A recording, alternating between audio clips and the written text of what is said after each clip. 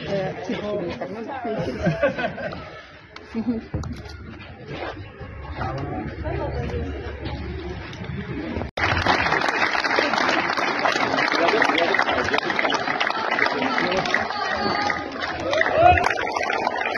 Matsakala and I'm very happy for this tournament.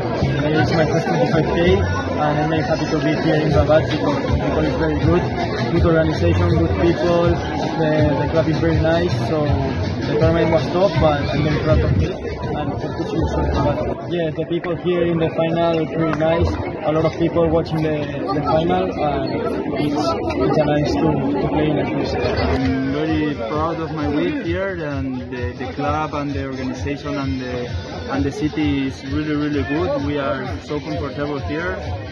Bad luck, I lose today, but I was like a bit injured, but congrats to Max and I'm really happy here in Rabat.